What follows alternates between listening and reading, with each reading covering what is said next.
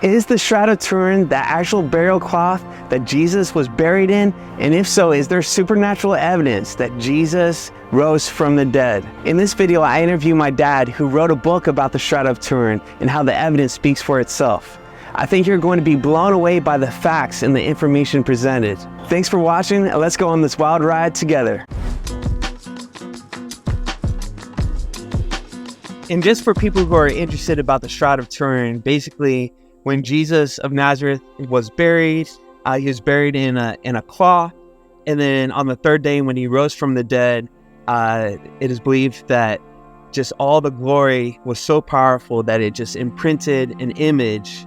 And this image, when you look at it, the negative picture is more clear than a positive picture. I think the first person to photograph it was stunned to see that the negative looked like a positive.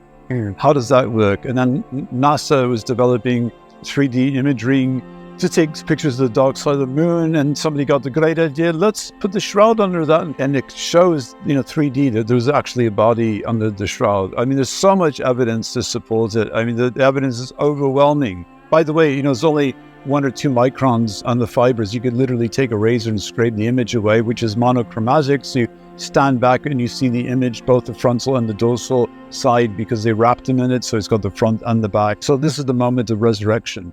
So I think the reason being is, like, when you go to a restaurant and you buy something, right, a meal, they itemize it and say, here's your receipt. My friend Russ Burrell had pointed this out. I was leading shroud experts in America. So when you buy something important, what do you do with it? You get a receipt, you put it like a home, you put it in a safe place, maybe a bank vault.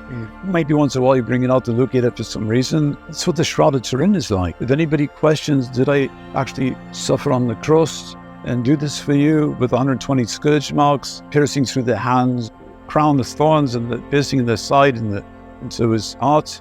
Show them this. I mean, unless there was some other version that gave birth to the guy that was crucified exactly to the scriptures, I think the case is subtle. So I've heard some skeptics say that when you date the Shroud of Turin, that it's not as old as 2,000 years. What would you say to those skeptics?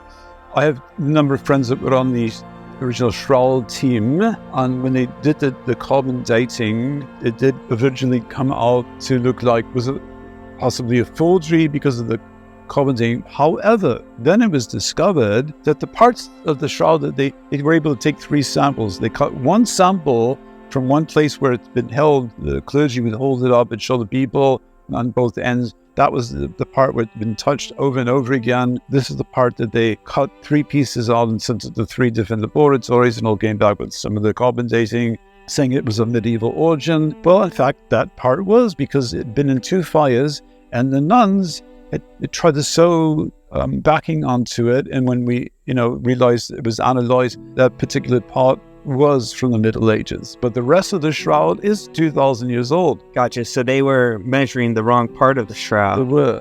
And when you measured the right part, the dating's correct. I think there's substantial evidence to show we got the burial cloth of Christ. We've got the DNA testing.